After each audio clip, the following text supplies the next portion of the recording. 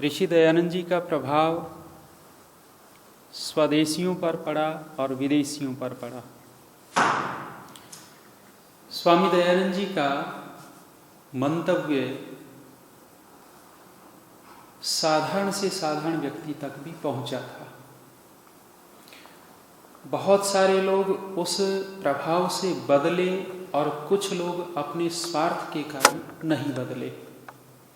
ऋषि की बात स्वीकार अवश्य की उन्होंने, स्वीकार हुई, लेकिन परिवर्तन कितना कर पाए अलग बात है।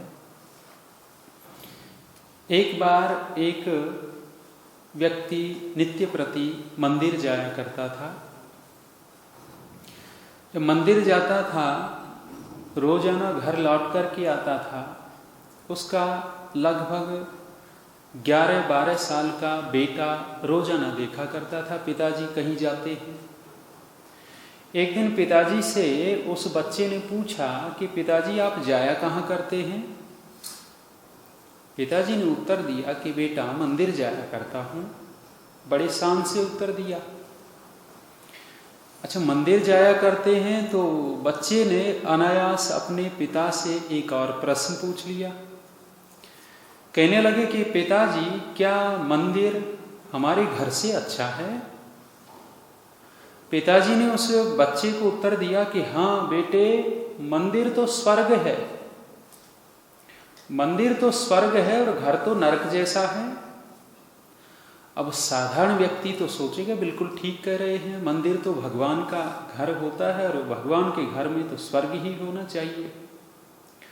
बच्चे ने पलट करके एक बात पिताजी को कह दी। अपने माथे को पीटते हुए कहने लगे कि मेरे पिताजी आप तो बहुत दुर्भागी व्यक्ति लगे मुझे, भाग्यहीन व्यक्ति हैं आप।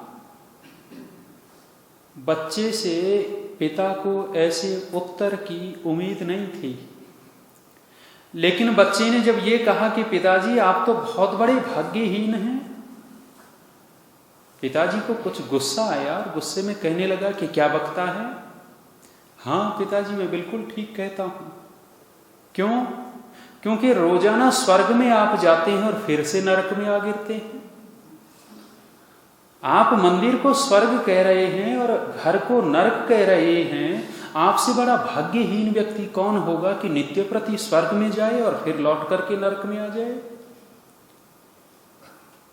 बच्चे को एक चांटा लगाया पिताजी ने और थप्पड़ लगा करके कहने लगा कि पगले मुझे टीच करता है, मुझे शिक्षा देने लग गया, इतना बड़ा कब से हो गया। अरे खुद तो मंदिर जाता नहीं और मुझे कह रहा है।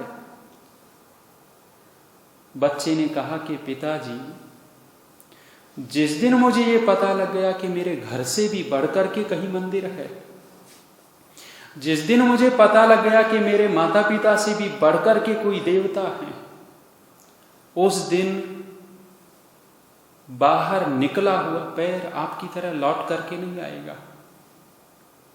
उस दिन बाहर निकल गया तो निकल ही गया जिस दिन मुझे ये पूरा विश्वास हो गया कि मेरे घर से बड़ा मंदिर है, मेरे माता पिता से बढ़कर के कोई देवता है। मैं घर छोड़ करके चला जाऊंगा, आपकी तरह लौट करके नहीं आऊंगा। प्रभाव था बच्चे के ऊपर। प्रभाव कहां से चला गया? इतनी बड़ी तात्विक बात वो छोटा सा बच्चा कह रहा है। ऋषि दयानंद जी का प्रभाव कहां कहां तक पहुंचा था। वो बच्चा हमारे वैदिक इसमें तो नहीं आया, लेकिन वो बच्चा सन्यासी अवश्य बना और सन्यासी वेदांत का सन्यासी बना और विवेकानंद का अनुयायी बन गया। विवेकानंद जी की जीवनी भी उन्होंने लिखी, नाम उनका शायद ज्ञानानंद रखा था उन्होंने। स्वामी विवेकानंद जी की मोटी सी जीवनी उन्होंने लिख रखी है माने ऋषि दयानंद जी का प्रभाव, तर्क, युक्ति कहाँ कहाँ तक पहुंचे थे। स्वामी दयानंद जी इतनी युक्ति से कभी कहा करते थे कि एक बार व्यक्ति मेरी बात सुन मात्र ले, बस मैं उसको जोर जबरदस्ती नहीं करने वाला, केवल एक बार मेरी बात उनके कानों में चली जाए, अंदर चली गई तो बाकी का काम तो स्वयं कर देगी वो बात ही। और जिस समय स्वामी दयानंद जी व्याख्यान दिया करते थे, ऋषि दयानंद जी व्याख्यान दे करके उठते और जनता जब उठती थी, कहते हैं टोकरी भर जाए इतनी कंठी मालाएं टूटी हुई मिलती थी वहां। केवल व्याख्यान मात्र से कंठी मालाएं तोड़ तोड़ करके लोग फेंक जाते थे कि ये व्यक्ति बिल्कुल ठीक कह रहा है और हमारी मान्यता जो थी वो गलत थी। उसी समय तत्काल बदलते थे और बदल करके वैदिक धर्मानुयायी हो जाते थे। जिस समय बाल शास्त्री और विशुद्धानंद ने शास्त्रार्थ किया था, छल कपट किया था, उसके बाद कभी विशुद्धानंद से पूछा था कि स्वामी जी महाराज जो ऋषि दयानंद जी कह रहे हैं उस बात को आप मानते क्यों नहीं, क्या वो गलत कह रहे हैं? विशुद्धानंद कहने लगे कि जो दयानंद कहता है वो बिल्कुल ठीक कहता है। उस दिन भी छल कपट हुआ था, दयानंद ही विजयी हुआ था, दयानंद की ही बात सत्य है। कहीं भी वेद में प्रतिमा पूजन का कोई वर्णन नहीं है और दयानंद यही कहता है। लोग कहने लगे स्वामी जी महाराज आप दयानंद की बात मानते हैं, स्वीकार करते हैं, लेकिन आप अनुयायी तो नहीं बने। आपने सारा वो जो चला रखा है मूर्ति पूजा, जो भी आडंबर करते हैं वो छोड़ा तो नहीं। विशुद्धानंद जी अपना पेट दिखा करके कहने लगे इसके कारण नहीं छोड़ रहा। यदि मैं ऋषि दयानंद की बात मानने लग जाता हूं तो मेरी रोजी रोटी चली जाएगी और इसी के कारण रोजी रोटी चल रही है। जो ये दिखावा आडंबर कर रहा हूं ये छोड़ा मेरी रोजी रोटी चली जाएगी। वो तो फक्कड़ आदमी है, वो तो सन्यासी है और ऐसा वीतराग सन्यासी है, उसको संसार से कोई लेना देना ही नहीं, उसको इस चीज की चिंता नहीं है। लेकिन मुझे तो चिंता है। भले ही कितना विरोध किया ऋषि दयानंद जी का उन लोगों ने, लेकिन प्रभावित तो हुए ही हुए थे, बदलने पाए हों। कितनी सारी ऋषिवर की ऐसी घटनाएं हैं कि शत्रु बन करके आए और जब आए तो रो करके वापस गए। एक जाट जी लठ लेकर के आए थे, क्षत्रिय, कहने लगे आज दयानंद को छोड़ूंगा नहीं, ये बहुत खंडन करता है, विपरीत बोलता है, और लठ लेकर के सामने खड़े हो गए। बोल कहां लगाऊं? ऋषि कहने लगे तुझे मारना ही है तो यहां मार, क्योंकि यही सब कुछ कर रहा है। मेरी बुद्धि से ही वो विचार उत्पन्न होते हैं और उसके अनुसार मैं बोलता हूं, करता हूं। मारना है तो यहां मार, और यूं कर दिया, मार लो। जाट जी देखते रह गए कि इतना निर्भीक व्यक्ति, इसके अंदर इतना आत्मविश्वास कहां से आ गया कि ये सामने खड़ा हो गया कि मार लो। एकदम इतने मात्र से परिवर्तित होते हैं और परिवर्तित होकर के ऋषि के चरण पकड़ते हैं। रो रो करके गए हैं अनेक सारे लोग। स्वामी दयानंद जी का जीवन और विचारधारा, बाद के बहुत सारे लोग हुए। वीर सावरकर जी ने स्वामी दयानंद जी के विषय में बहुत लंबी चौड़ी बातें नहीं लिखी, लेकिन 2 पंक्तियां विशेष लिखी है। जिस समय सावरकर काला पानी की सजा काट रहे थे, और वो सजा क्या थी? वो नरक होता था, सबसे बड़ी सजा मानी जाती थी। और मुझे लगता है ऋषि दयानंद जी ने भी काले पानी की सजा को बहुत बड़ा कहा। सत्यार्थ प्रकाश में उद्धरण भी दिया उसका। कितनी यातनाएं उन हमारे क्रांतिकारियों को दी जाती थी, सावरकर अपनी जीवनी में लिखते हैं। कह रहे हैं कि कोल्हू चलाना होता था और उसमें तेल निश्चित कर दिया जाता था कि एक दिन में इतना तेल निकाल करके देना है, और यदि कम तेल होता तो कोड़े मार मार करके हमारी खाल से तेल निकाल लेते थे, खून निकाल देते थे, इतना मारते थे। कह रहे हैं कि मैं एक दिन कोल्हू चला रहा था, और जब कोल्हू चला रहा था तो थकान बहुत हो गई थी। शरीर से पसीना निकल गया था और पसीना पानी निकल गया, प्यास बड़ी तेज लगी थी। वहां बारी नाम का कोई जेलर होता था, उस बारी से पानी की प्रार्थना की कि भैया पानी पिला दे। बारी ने कहा कि इतना तेल निकालने के बाद तुझे पानी पिलाऊंगा। पानी नहीं मिला, ऊपर से कोड़े और मिल गए। हारा थका वो लगे रहे तो कह रहे हैं कि इतना मेरे शरीर में क्षीणता हुई कि मैं गिर पड़ा। कोल्हू चलाते हुए एक कदम नहीं रख पा रहे, गिर पड़े, बेहोश हो गए। बेहोश हुए, कहते हैं सावरकर जी, जब मेरी आंखें खुली, होश आया तो दृश्य क्या था? दृश्य ये था कि सावरकर के मुंह में वही अंग्रेज पेशाब कर रहा था। तुझे पानी चाहिए तो पेशाब कर रहा था। उस समय सावरकर कहते हैं कि उस समय मेरे अंदर भयंकर निराशा आई, और कह रहे हैं कि सावरकर ऐसी जिंदगी से तो मौत भली, और उस दिन निश्चय कर बैठे कि अब जीवन ठीक नहीं, यहां तो नरक भोगना है, इससे अच्छा तो शरीर ही छोड़ दे। मन में विचार बना लिया, और कह रहे हैं कि जब वो विचार बनाया, अचानक एक और दूसरा विचार आ गया। और वो विचार क्या था? कह रहे हैं कि मुझे ऋषि दयानंद जैसे व्यक्ति का स्मरण आता है कि वो व्यक्ति भी कितने विपरीत परिस्थितियों में पीछे नहीं हटे। सावरकर तो देश के लिए लगा हुआ है, और ये अंग्रेज इसने जैसा भी किया ये भोगेगा। लेकिन मैं, विचार बदल गया। ऋषि दयानंद जी जैसे महापुरुष का स्मरण करते हैं, सत्यार्थ प्रकाश के अमर ग्रंथ की पंक्तियां याद करते हैं, और फिर से उन व्यक्ति के अंदर जोश आता है, और फिर से लगते हैं तो सफलता मिली है। सावरकर क्या लिखते हैं ऋषिवर के विषय में, सत्यार्थ प्रकाश के विषय में? मैंने बोला आपके सामने पीछे, जब एक व्यक्ति ये कहता है कि मुझे इस सत्यार्थ प्रकाश से निराशाजनक पुस्तक देखने को नहीं मिली, उस व्यक्ति ने अपनी वो यंग इंडिया जो भी अखबार निकलते थे, हरिजन नाम के जो अखबार निकालते थे, वे उसमें लिखते थे, वे सत्यार्थ प्रकाश पढ़ा नहीं था उन्होंने। बिना पढ़े लिख रहे हैं कि सत्यार्थ प्रकाश जैसी निराशाजनक पुस्तक मैंने नहीं देखी। वहीं वो सावरकर लिखते हैं कि इस हिंदू कौम की रगों में जो ठंडा पड़ा हुआ खून है, यदि उस खून को गरम गरम खौलाने वाली पुस्तक है तो सत्यार्थ प्रकाश पुस्तक है। सावरकर ये लिखते हैं। क्यों? क्योंकि उससे वो बहुत प्रभावित हुए थे, और ऋषि का सत्यार्थ प्रकाश है ही जादुई वह पुस्तक है, जादुई पुस्तक। यदि व्यक्ति पक्षपात रहित होकर के पढ़ता है, हो नहीं सकता कि उसका जीवन न बदले। स्वामी जी महाराज क्या कहते हैं? स्वामी जी महाराज ने जैसे तैसे अक्षर ज्ञान किया है, और अक्षर ज्ञान करने के बाद सत्यार्थ प्रकाश ही मिला है, और सत्यार्थ प्रकाश क्या मिल गया? जीवन का कांटा ही बदल गया।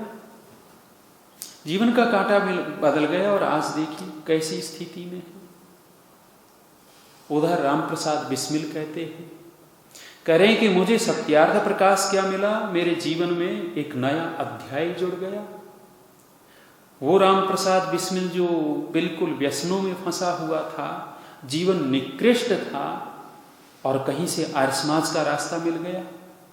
आर्य समाज में जाते हैं, आर्य समाज का सत्संग सुनते हैं, और कितना रंग चढ़ा ऐसे उस व्यक्ति के ऊपर। उन्होंने भी आत्मकथा लिखी है अपनी, और आत्मकथा में क्या लिखते हैं?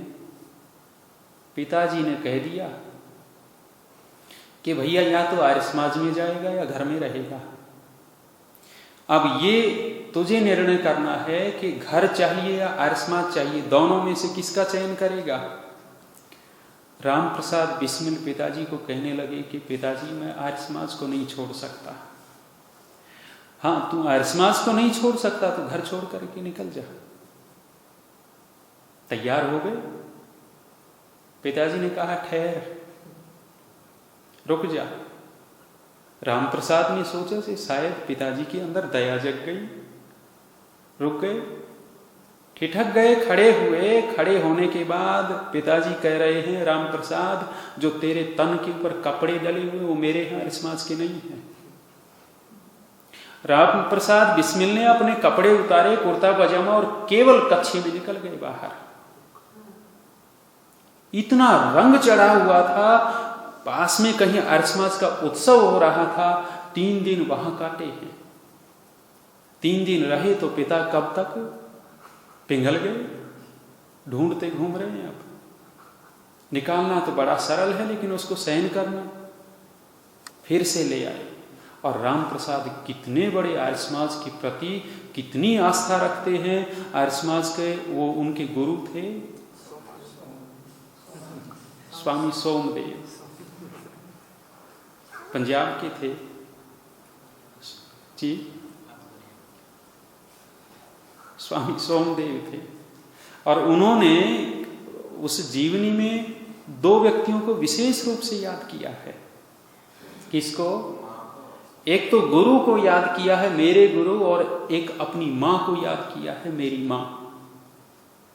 गुरु जी का बहुत सारा वर्णन किया है और कह रहे हैं कि मुझे उन्हीं से विशेष शिक्षा मिली है, क्रांतिकारिता की और सिद्धांतों की। आर्य समाज का सारा उन्होंने बहुत कुछ लिखा है उनके विषय में।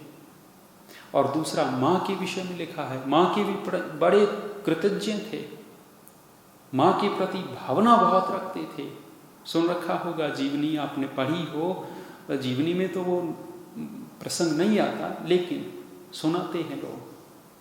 जेल के अंदर ही मुझे लगता है सबसे पहली जीवनी राम प्रसाद बिस्मिल ने ही वो लिखी हो जेल में। दूसरे लोगों ने उससे पहले न लिखी हो जेल में रहते हुए। पुस्तकें दूसरी बहुत लिखते रहे। फांसी की सजा देने के बाद भी जीवनी लिख करके गए और जैसे तैसे बाहर कर दी, वो छप गई, मिल गई।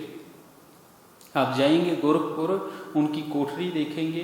कोठरी तो मैं देख नहीं पाया, लेकिन जहाँ फांसी उनको लगाई गई थी वो फांसी की कोठरी अभी भी है। दर्शकों के लिए वो बनी है। अंदर जाने नहीं देते पुलिस वाले, कोई व्यक्ति विशेष हो तो ले जाते हैं। वो फांसी की कोठरी अभी तक सुरक्षित है।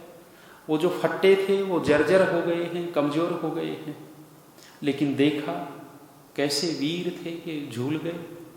वो फट्टे ऐसे होते, यूं लगा होता है, और उसके ऊपर रख देते, नीचे वो रॉड होती है, अटकी हुई होती है। और जैसे नीचे रेल का पहले वो बदलते थे, पटरी बदलने के लिए एक हैंडल सा होता था, उसको यूं खींचते थे, वो पटरी बदल जाती थी, यहाँ से हटके दूसरी पे सट जाती। ऐसा ही एक हैंडल सा होता है, जब वो जज होता है या जेलर होता है, वो रुमाल छोड़ता है तो जल्लाद उधर से उसको खींचता है। ऐसे खींचता है तो वो जो कपाट लगे होते हैं यूं हो जाते हैं, दीवारों पे सट जाते हैं और शरीर झूल जाता है, मर जाता है। देखना कभी, भावनाएं जगती हैं। राम प्रसाद बिस्मिल जी ने माँ के विषय में भी लिखा। माँ के विषय में बहुत बड़ी बातें लिखी। बाद में उनकी संस्मरण सुनाते हैं। कभी माँ भी मिलने गई थी उनको जेल में, और जब माँ मिलने गई तो कहते हैं कि राम प्रसाद बिस्मिल जब मिले रोने लग गए, आंखों में आंसू आ गए। जब आंखों में आंसू देखे तो माँ कुछ क्रोधित हो गई और कहने लगी, बस इतना ही। मैं सोचती थी कि मैंने तो एक शेर को पैदा किया है, तो बड़ी कायरता दिखा रहा है। मैंने कल्पना नहीं की थी कि तेरे जैसा कायर भी मेरी कोख से पैदा होगा। अब मौत देख करके रो रहा है मेरे सामने। राम प्रसाद बिस्मिल ने तत्काल आंसू पहुंचे और कहने लगा कि माँ ऐसी बात मत कह, तेरी कोख से कोई कायर पैदा नहीं हो सकता, तेरी कोख से तो शेर ही पैदा हुआ है, निडर व्यक्ति पैदा हुआ है। माँ कहने लगी कि राम प्रसाद फिर रोता क्यों है। राम प्रसाद बिस्मिल अपने भाव, अपने उद्गार प्रकट करते हैं माँ के सामने। कहने लगा कि मेरी माँ, कुछ दिन बाद मुझे फांसी लग जाएगी और इससे पहले मैं तेरी सेवा नहीं कर पाया, और जीवन में एक इच्छा थी कि मैं माँ की सेवा करूं। माँ की सेवा न करने का मुझे एक रंज है, एक कष्ट है, एक दुख है। उस दुख को देख करके मेरी आंखों में आंसू आ गए। तू ये मत सोच कि मैं मौत से डरता हूं। मां ने बेटे के सिर के ऊपर हाथ फेर दिया, आशीर्वाद दिया है। और कहते हैं कि जब राम प्रसाद बिस्मिल इतिहास दोहराया उस व्यक्ति ने, ऋषि दयानंद जी भी मौत से पहले, इस शरीर को छोड़ने से पहले बैठ करके वेद मंत्रों का उच्चारण करते हैं। वेद मंत्रों का उच्चारण करते हुए, ओम का उच्चारण करते हुए शरीर छोड़ जाते हैं। और राम प्रसाद बिस्मिल को जब फांसी लगाई जाती है तो राम प्रसाद बिस्मिल भी वो इतिहास दोहरा गए। आज भी वहां लिखा हुआ है कि राम प्रसाद बिस्मिल ने फांसी टूटने से पहले विश्वानी देव सवितर दुरितानि परासुव इस मंत्र का पाठ किया था। कितना बड़ा साहस होगा। व्यक्ति भयभीत होते हैं, मौत के सामने डरते हैं, लेकिन वेद मंत्रों का पाठ की। कह रहे हैं कि जब शरीर छूट गया, फांसी लग गई, फांसी लग गई तो देख रहे हैं, जेलर ने, औरों ने भी देखा था कि उस समय तो ये वीर मां थी, फांसी लगने से पहले दोबारा फिर मिली। वीर मां थी, जब दोबारा मां मिली है राम प्रसाद बिस्मिल से, तो पहले राम प्रसाद बिस्मिल रो रहा था, आज मां रो रही है। राम प्रसाद बिस्मिल ने पूछ ही लिया, जेलर देख रहा था, पूछा कि मेरी मां उस समय मैं रो रहा था तो मुझे डांट लगा दी थी, आज तू मुंह में आ गई, तू रोने लग गई। मां भी वीर थी, उत्तर कैसा देती। कहने लगे, मेरे बेटे के तू फांसी टूट जाएगा, उसका रोना मेरे पास नहीं है, वो आंसू तो सूख चुके हैं, फिर क्यों रो रही है। कहने लगी कि मेरे बेटे तू फांसी टूटेगा, फांसी टूटने के बाद हजारों माएं अपने बेटों को फिर से देश के ऊपर कुर्बान करने के लिए न्यौछावर करेंगी कि मेरे बच्चे तुम जाओ, और मेरे पास कोई दूसरा राम प्रसाद बिस्मिल नहीं होगा। जब दूसरी माएं लुटा रही होंगी, मैं दूसरा बेटा नहीं लुटा सकती, मैं तो इसलिए रो रही हूं। की होंगी कल्पनाएं कुछ लोगों ने इन महापुरुषों के विषय में, लेकिन है यथार्थता कि वो माँ भी पूजनीय थी, ये वीर भी पूजनीय थे। ये वीर, उनके अंदर वीरता कहाँ से आ गई। राम प्रसाद बिस्मिल तो आर्य समाज का ही लिखते हैं, कह रहे हैं कि मेरे जैसा कट्टर आर्य समाजी, अपने आप को कट्टर आर्य समाजी कहते थे, नदी के किनारे संध्या कर रहे थे, नित्य प्रति संध्या करते थे। वे संध्या कर रहे थे और कह रहे हैं कि कहीं से गोली चली, अकेले बैठे देखे होंगे, गोली चला दी। गोली चला दी तो राम प्रसाद बिस्मिल अपनी जीवनी में लिख रहे हैं कि मेरे कान के पास से गोली निकल गई। और जब कान के पास से गोली निकल गई तो कह रहे हैं कि उसके बाद मैंने गदगद होकर के संध्या की। गदगद होकर के अर्थात कह रहे हैं कि व्यक्ति ने बहुत दूर नहीं था, इतने नजदीक से गोली चलाई और वो गोली मुझे छेद करके न गई और मेरे कान के पास से चली गई। ईश्वर विश्वास बढ़ा, और ईश्वर विश्वास बढ़ा तो राम प्रसाद बिस्मिल लिखते हैं कि मैं और गदगद होकर के संध्या कर रहा था। कितनी बड़ी भावना रही होगी उन व्यक्ति के अंदर, आर्य समाज के प्रति, ईश्वर के प्रति आस्था थी, और वो व्यक्ति करके चले गए कुछ न कुछ। तो आर्य समाज से, ऋषि दयानंद से एक व्यक्ति नहीं, दो व्यक्ति नहीं, अनेकों व्यक्ति प्रभावित थे। यदि आर्य समाज का उस समय पूरी की पूरी मान्यता मान ली जाती तो ज्यादा लंबे दिन तक ये दिन हमें न देखने पड़ते जो उस समय थे, और पाखंड भी नहीं रहता। सन 1884 के अंदर बनारस में उस समय के तत्कालीन वायसराय थे लॉर्ड रिपन। लॉर्ड रिपन का यहाँ से जाना हो रहा था, उसका कार्यकाल भारत में पूरा हो रहा था, उसको अपने देश लौटना था। तो यहाँ के लोगों ने सोचा कि इसका सम्मान किया जाए, जुलूस निकाला जाए। तो बनारस काशी के अंदर जुलूस का पूरी तैयारियां हो गई और रथ इसके लिए तैयार किया गया। उस रथ में इसको बैठा दिया गया। रथ को खींचने वाले कौन थे? काशी के पंडे। काशी के पंडे उस अंग्रेज का इतनी गुलामी, इतना भक्ति भाव दिखा रहे हैं कि घोड़े बैलों की जगह खुद उनमें लग गए और उनमें लग करके उनका जुलूस निकाला। ये क्या था? कितना हमने अपना स्वाभिमान मार लिया था, स्वाभिमान से रहित हो गए थे। 1884 में लाहौर के अंदर लाला साईंदास थे। लाला साईंदास गुरुदत्त विद्यार्थी के साथ में स्वामी दयानंद जी के सेवा के लिए आए थे। अंतिम दिनों लाला साईंदास ने ही सबसे बड़ा विरोध किया था उस समय, और कोई विरोध करने के लिए हाथ नहीं उठाया किसी ने कि ये अंग्रेज जो हमें यहां रौंद रहे हैं, पूरा का पूरा इस देश को लूट रहे हैं, और उन्हीं की सेवा में बैलों के स्थान पर जुड़ गए। लाला साईंदास ने लेख लिखे और विरोध किया। आर्य समाज ही बहुत बड़ा स्वाभिमान रखता है, देश के प्रति समर्पित है। उस समय भी बहुत प्रमाण हमें मिलते हैं, लेकिन दूसरे ने तो नहीं लिखा। उस समय ये दूसरे भी होंगे, ये कौन, उस समय तो जवान रहे होंगे, बूढ़े व्यक्ति अफ्रीका में रहे होंगे, ये कितने बड़े होंगे जानकारी नहीं, लेकिन लिख सकते थे। स्वाभिमान नहीं था, अंग्रेजों की चापलूसी अधिक थी। जहां जहां आर्य समाज गया वहां वहां राजेंद्र जिज्ञासु जी ने कभी ये तड़प झड़प में लिखा था, बहुत अच्छी पंक्तियां लिखी थी, मुझे लगी वो। कुछ लोग ब्रह्म समाज की, कुछ दूसरे समाजों की प्रशंसा करते हैं और आर्य समाज की कहीं कहीं निंदा करते हैं। राजेंद्र जिज्ञासु जी ने बहुत अच्छी पंक्ति लिखी थी, कहने लगे जहां जहां ब्रह्म समाज गया वहां वहां अपनी अंग्रेजी को साथ में लेकर के गया, लेकिन जहां जहां आर्य समाज गया वहां वहां राष्ट्रभाषा, अपनी आर्य भाषा हिंदी को लेकर के गया।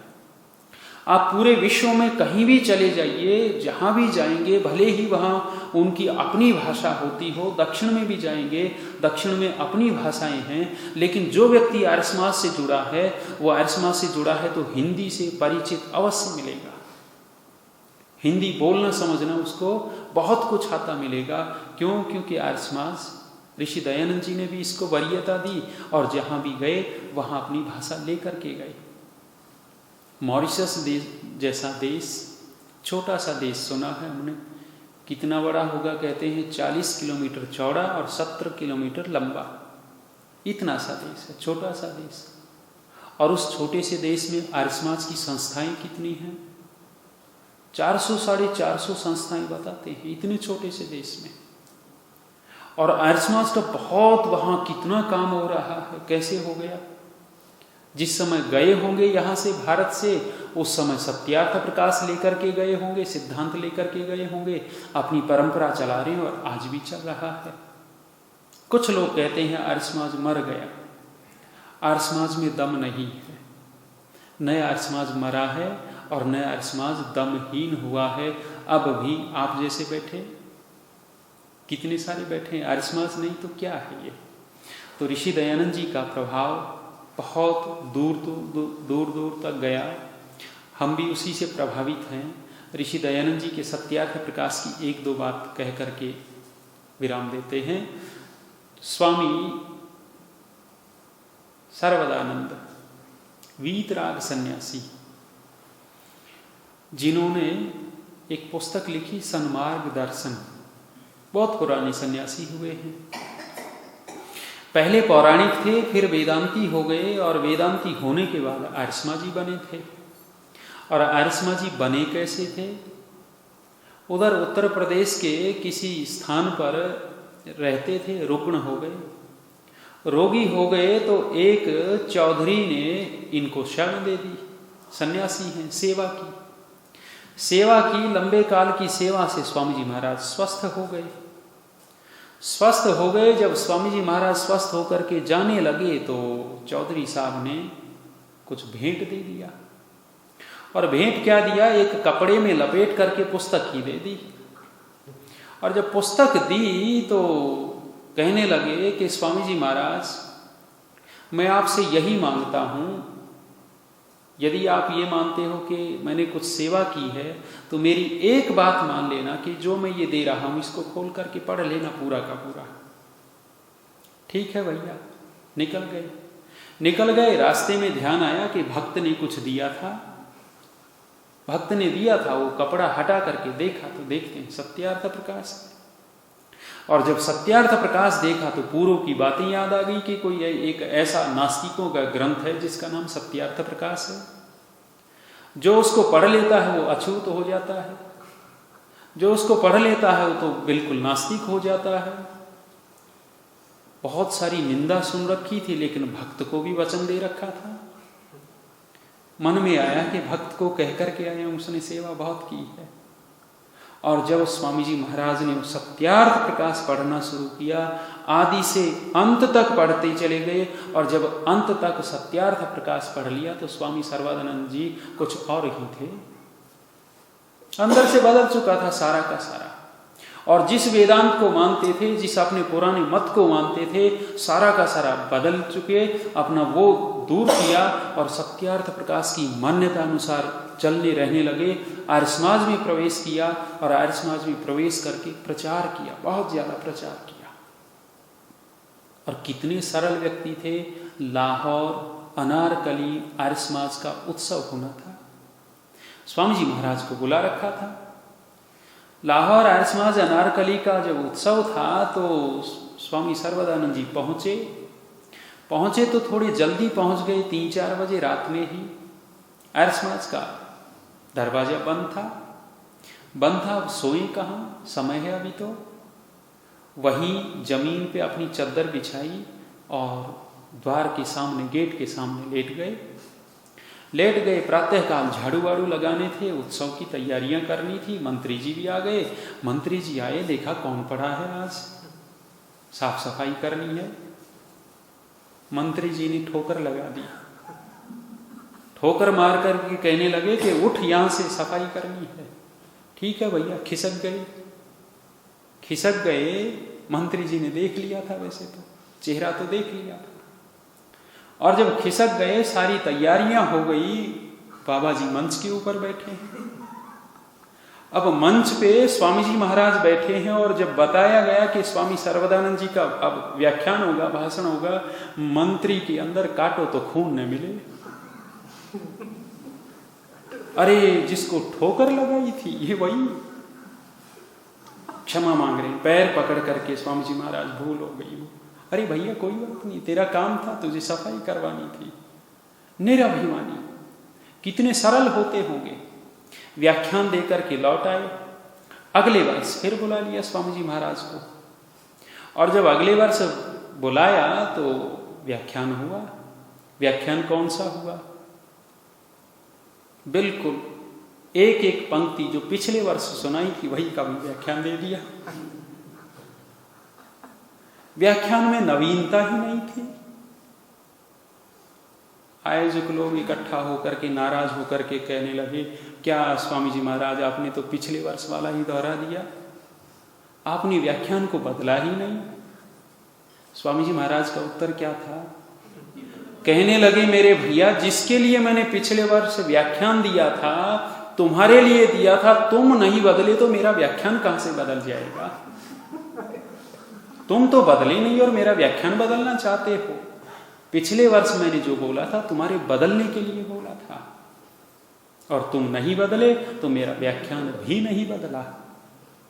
ऋषि दयानंद जी का जादू सिर चढ़ करके बोला, लोग बदले, जीवन बदले, उनके ग्रंथों से बदले, उनके जीवन से बदले, उनके व्याख्यानों से बदले।